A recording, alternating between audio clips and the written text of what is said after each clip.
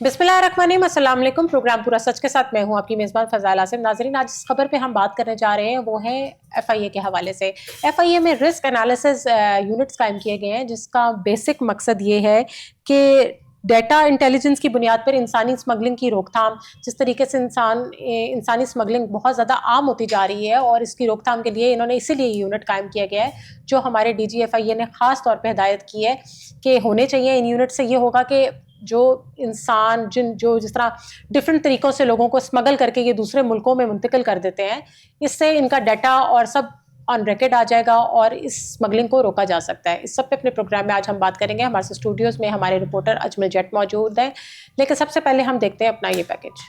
DG FIA की हदायत पर एफआईए लाहौर जोन में इंसानी स्मगलिंग की रोकथाम के लिए जदीद रिस्क एनालिसिस यूनिट कायम कर दिया गया, जिसका बाकायदा इफ्तिताह भी कर दिया गया है। एनालिसिस यूनिट मुसाफिरों के डाटा, सफरी पैटर्न और इंटेलिजेंस मालूमात का तजिया करेगा। डाटा के तजिए से इंसानी स्मगलिंग, जाली दस्तावेजात और गैर कानूनी हिजरत से मुतल्लिक सरगर्मियों की बरवक्त निशानदही मुमकिन होगी। ये यूनिट कानून नाफिज करने वाले अदारों को बरवक्त और हदफी कार्रवाई करने में मामनत फराम करेगा।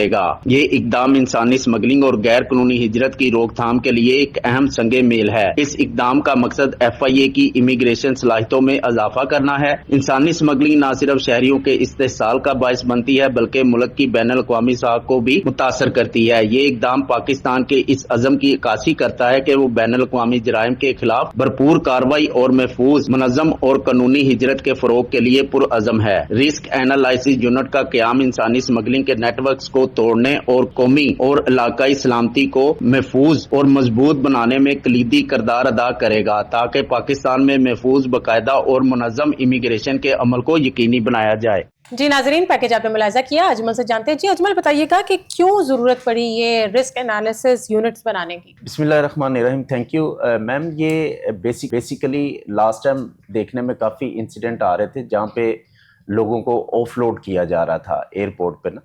उस पे डीजीएफआईए जो है रिफत मुख्तार राजा, इन्होंने फिल फॉर एक्शन लेते हुए जो है यूनिट्स का कयाम शुरू किया।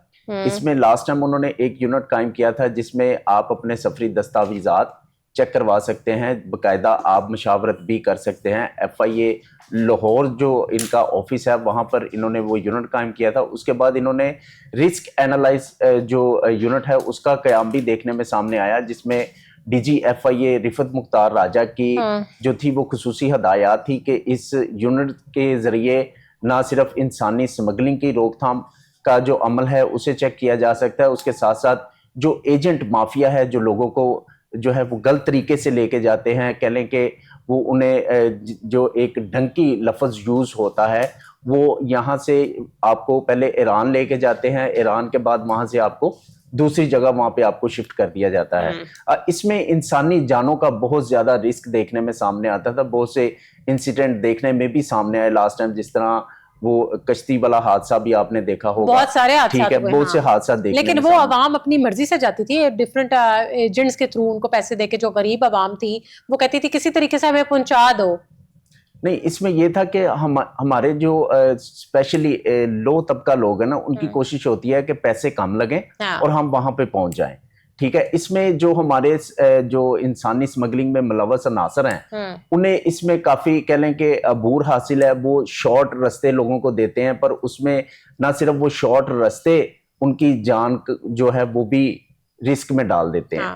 अच्छा, इसमें होता ये है कि यहाँ पे सपोज अगर आप लीगली तरीके से जाते हैं ना, लीगली तरीके से सारी एसओपीज आपको फॉलो अप करनी पड़ती है, पर उसके बरक्स अगर देखें तो दूसरे जो हमारे स्मगलर्स हैं, इंसानी स्मगलिंग की जो रोकथाम के लिए इन्होंने ये रिस्क एनालाइज यूनिट का जो कयाम देखने में आपके सामने आया। इसमें यह था कि आप बिफोर ट्रैवलिंग आप वहां पे जाएं एफआईए ऑफिस, वहां पे जाके अपना वीजा चेक करवाएं, वहां पे जाके अपने दस्तावेजात जो भी आपके पास डॉक्यूमेंटेशन है वो चेक करवाएं। अगर वो वेरीफाई कर देते हैं तो बकायदा एक सर्टिफिकेट भी आपको दिया जाता है, जिससे आपको वहां पे जाने में, बैरून मुल्क जाने में कोई भी प्रॉब्लम देखने में सामने नहीं आती। अच्छा, इसके साथ साथ जो हमारे इंसानी स्मगलर थे वो लोगों को शॉर्ट रास्तों से जो यूरोप पहुंचाने की कोशिश करते थे, उसके लिए जो है वो डीजीएफआईए रिफत मुख्तार राजा ने फिल फॉर हदायत जारी की, जिस पर ये रिस्क एनालाइज यूनिट जो आपके सामने आया है इसका कयाम देखने में सामने आया। इसमें डायरेक्टर FIA लाहौर जोन जो है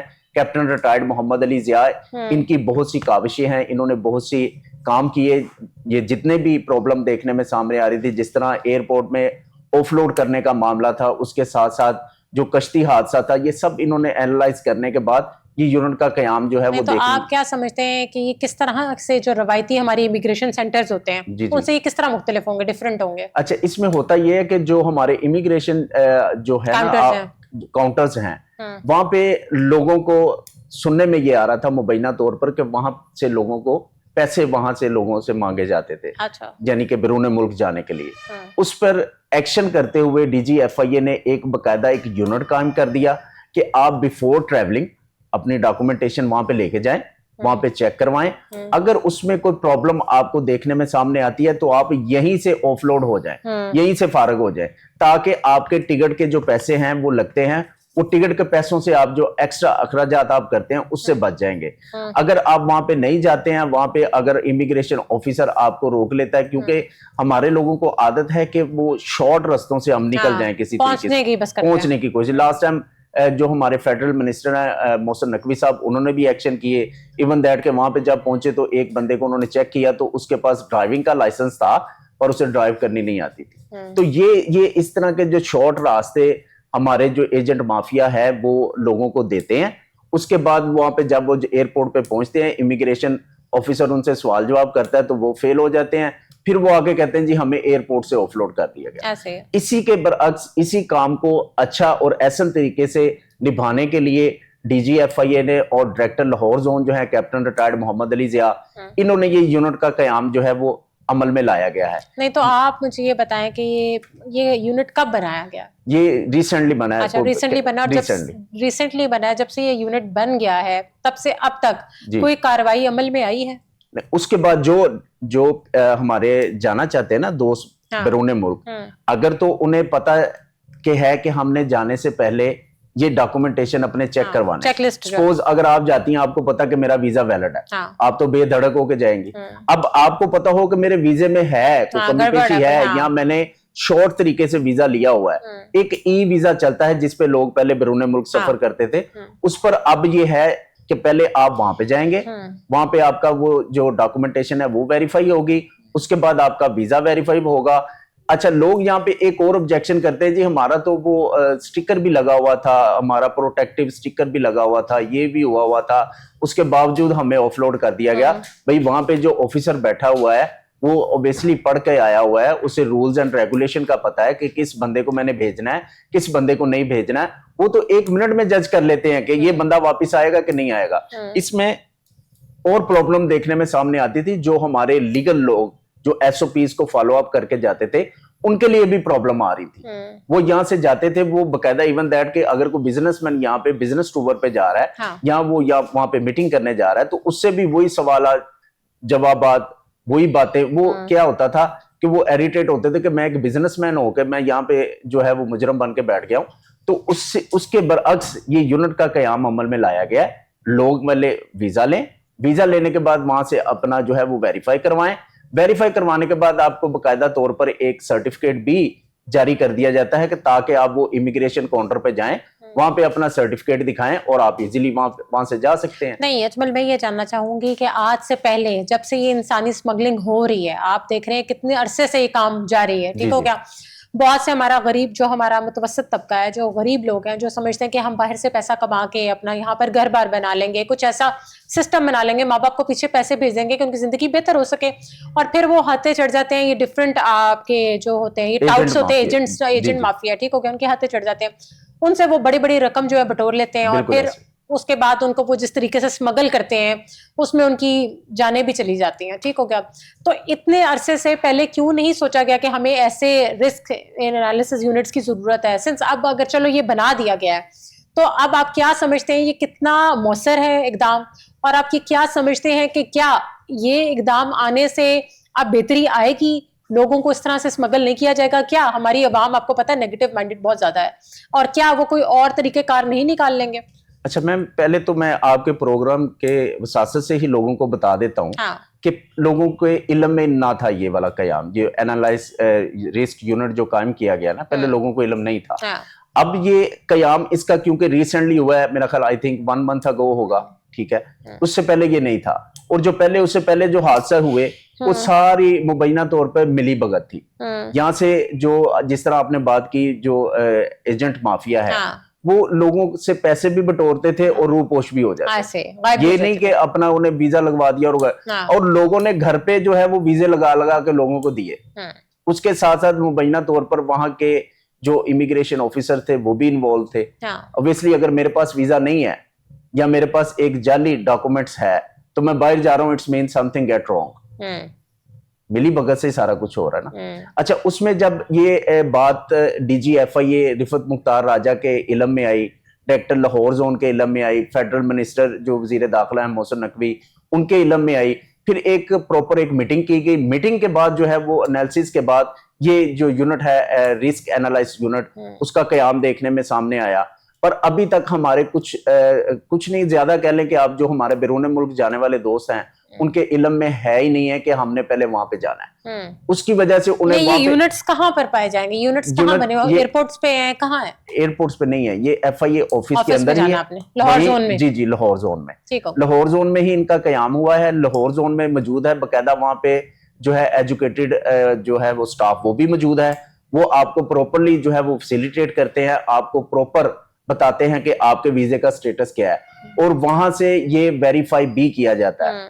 ये नहीं कि खाली यहीं पे वेरीफाई कर दिया दैट्स इट, क्लियर हो आप, वो आगे से भी वेरीफाई करते हैं जिस मुल्क में आपने जाना है। सपोज आपने यूरोप जाना है, इटली जाना, फ्रांस जाना है, UK जाना है, लंदन जाना है, कहीं पे भी व्हाटएवर अगर तो यानी क्या फेक वीजा नहीं जा सकेंगे? अब नहीं जा सकेंगे, वो क्लियर कट जो है वो तो जो ये एक शख्स का जो प्रॉपर डाटा है उसको कैसे ये उसको महफूज रखेंगे और यकीनी बनाएंगे कि मतलब वो मजीद कहीं स्प्रेड ना हो डाटा या किसी को उसकी इंफॉर्मेशन ना मिले?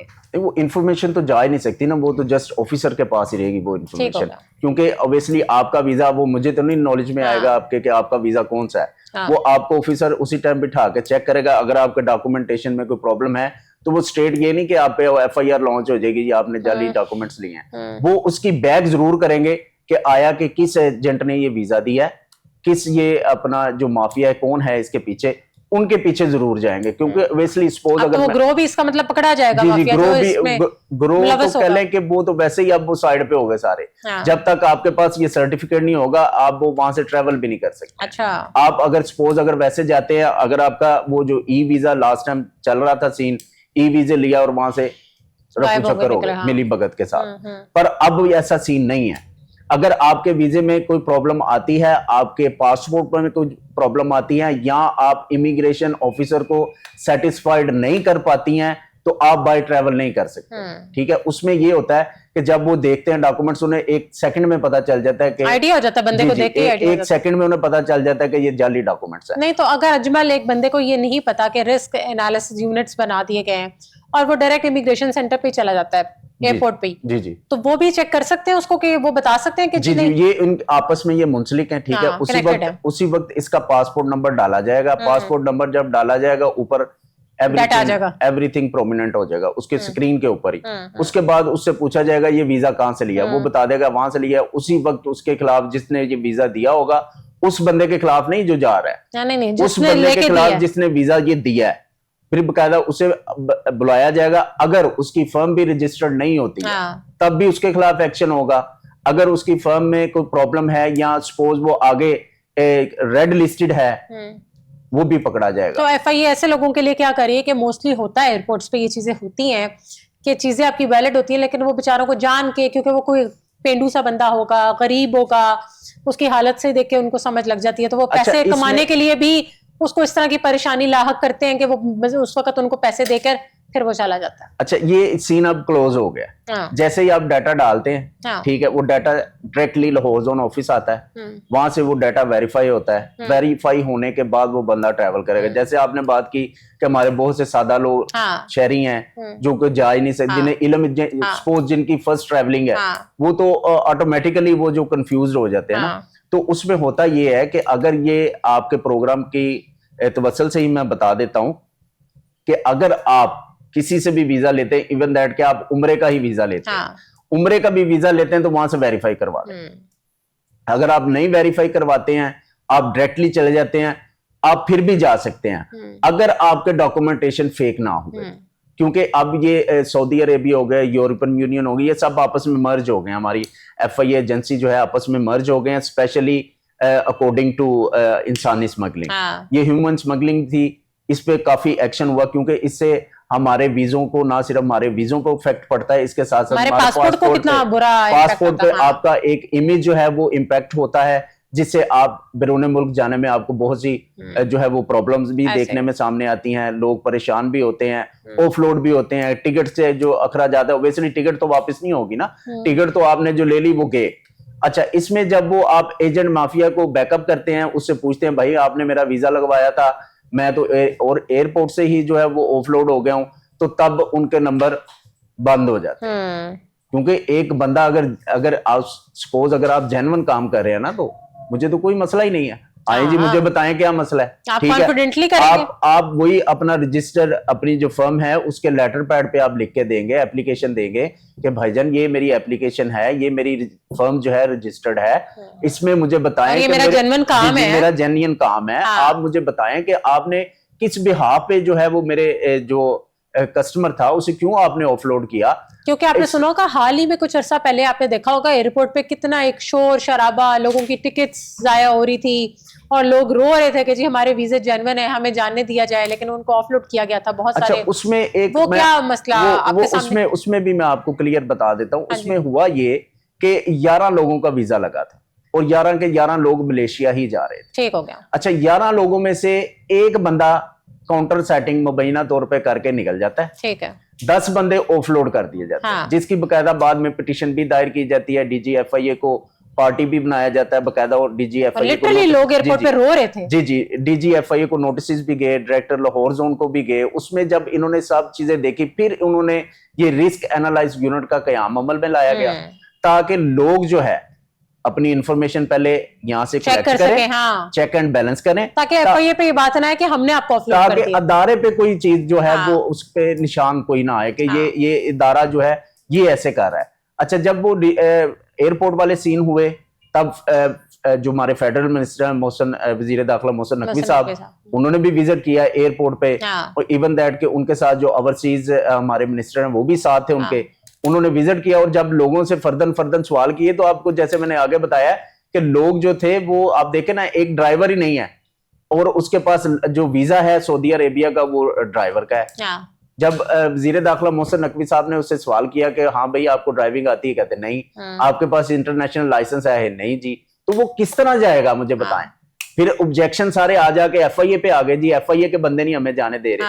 अच्छा, अब जो वो 11 बंदों में से 10 बंदे जो है वो ऑफलोड कर दिए गए, जो ऑफलोड किए गए, it's mean get something wrong, कि कुछ गलत था। अगर वो गलत नहीं था तो फिर उन्हें भी ऑफलोड ना किया जाता।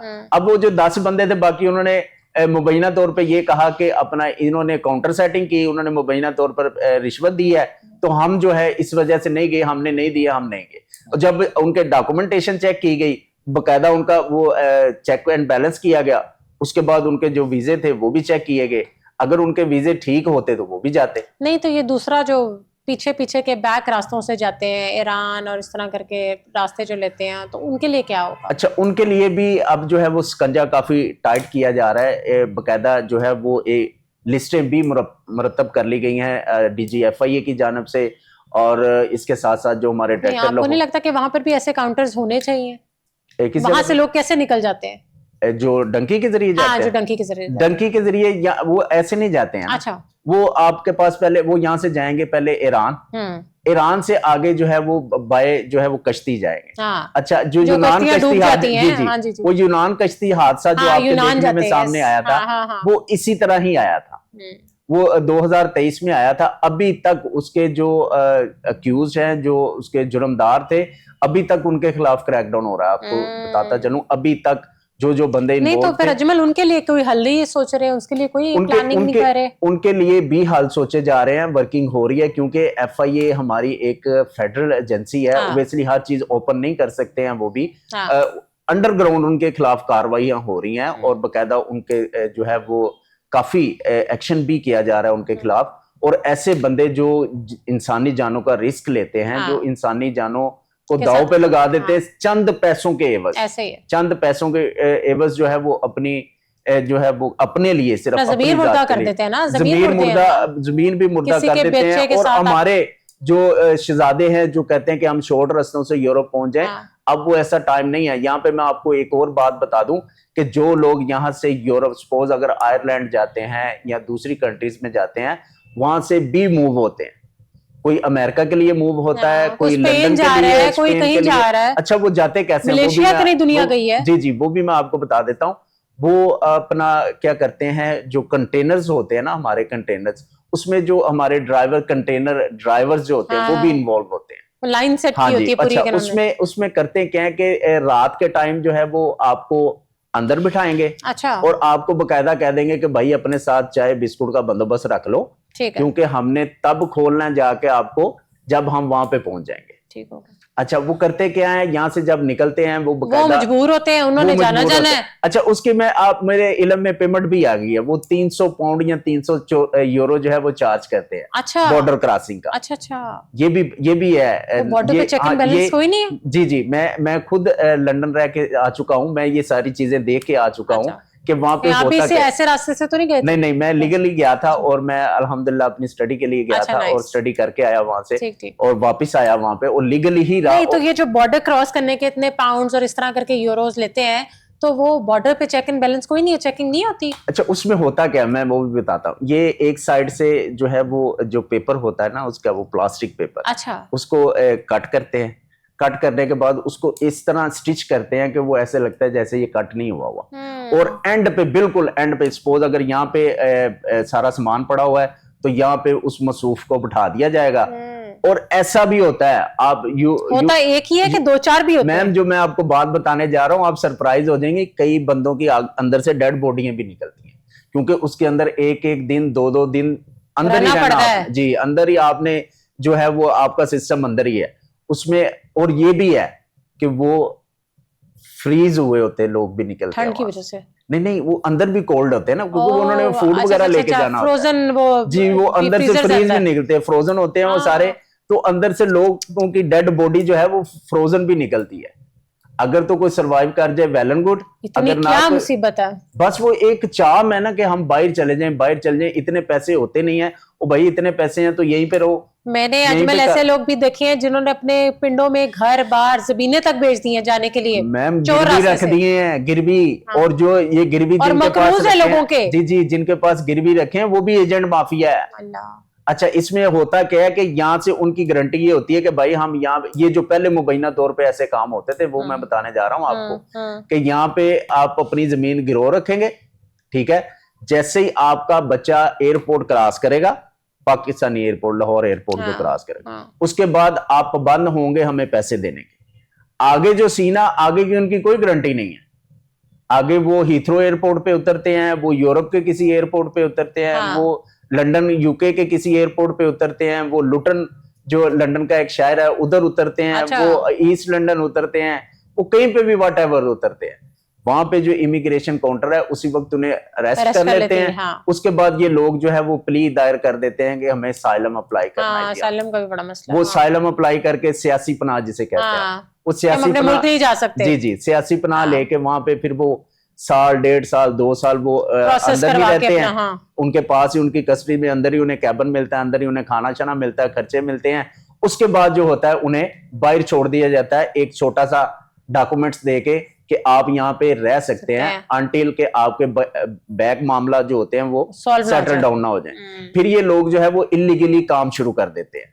जब इलीगली काम शुरू करते हैं, अगर सपोज आपकी शॉप है, आपके पास आते हैं, तो वहां पे जो रूल है 7-8 पाउंड या 10 पाउंड पर एन आवर, थोड़े से कम पे आ जाते हैं। जी, पर एन आवर आपको जो है वो दिए जाएंगे। वो 3 पाउंड पे रख लें, 4 पाउंड पे रख लें, 5 पाउंड पे रख लें, उनसे वो काम लिए जाते हैं जो वो अंडर ही करेंगे, बाहर नहीं निकलेंगे। अब तो वहां पे भी इतनी कह लें कि सख्ती कर दी गई है। अब तो उसी वक्त वो थंब इंप्रेशन लेते हैं। आपने वो नहीं देखा जो हमारी एयर होस्टेसेस कनाडा में उतर गई, जी, गायब हो गई? ये वाकयात भी कितने ज्यादा रूनुमा होते रहे।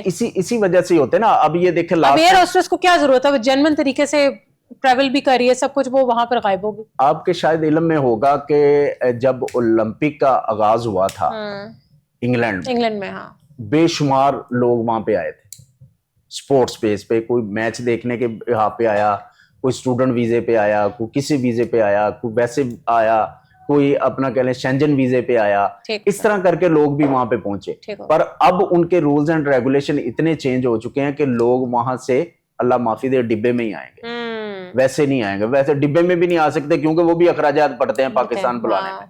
ठीक है, तो ये सारा जो बेस है ना, बेस जो करता है वो एजेंट माफिया पे हमारी वजह से, हम लोगों की इन हरकतों की वजह से तो अगले कानून इतने सख्त कर रहे हैं। जी ये जो हमारा माफिया है ना, एजेंट माफिया जो है, स्मगलर जो है, ये सब की बेस यही है। इन्होंने अगर लीगली आप जाते हैं तो आपको तो वीजा काफी जो है वो एक्सपेंसिव पड़ता है ना, तो वो 15-20 लाख 25 लाख में जो है वो डन करते हैं। जैसे ही वो कहते हैं जी हमारा एयरपोर्ट पे बंदा क्रॉस करेगा तो हम आपसे पैसे ले लेंगे। आया कि वो आपने अपनी गाड़ी गिरवी रखवाई हुई है उनके पास, आया कि आपने कोई डॉक्यूमेंटेशन, कोई रजिस्ट्री अपनी जो है वो गिरवी रखवाई हुई है। मैंने तो यहां तक लोग देखे हैं जिन्होंने बैंक से कर्जा लेके वहां पे अपना एजेंट को पैसे दिए हैं, उसके बाद ना वो बैंक प्लाज हो गए, उसके बाद वो लोग और वहां पे भी नहीं पहुंच सके और यहीं से वापिस हो गए। तो आप देखें ना, ये इनको क्यों हमारे मुल्क में रहते हुए इनको क्यों ऐसी जरूरत पड़ती है? ऐसे ख्वाब जो इनको बाहर के नजर आ रहे होते हैं, रंगीनियां नजर आ रही होती है, इनको उसके बैकलॉग्स नहीं ना समझ आते हैं। बाहर जाने के चक्करों में कि बेरोजगारी यहाँ पर बहुत ज्यादा है। हमारे लोग जो हैं वो दूसरों को देख के फॉलो अप बहुत लेते हैं, पर ये देखें कि उसके फॉलो अप के पीछे, उसके पीछे स्टोरी क्या है। हाँ। वो कहते हैं जी मेरा दोस्त गया था, उसने ये कोठी बना ली, उसने वो कोठी, उसने गाड़ी ले ली, उसने ये कर दिया, वो कर दिया। भाई उसके पीछे उसकी स्ट्रगल भी तो फॉलो अप करो ना, खाली ये नहीं देखो। लेकिन उन मुल्कों में तालीम की जरूरत नहीं है ना।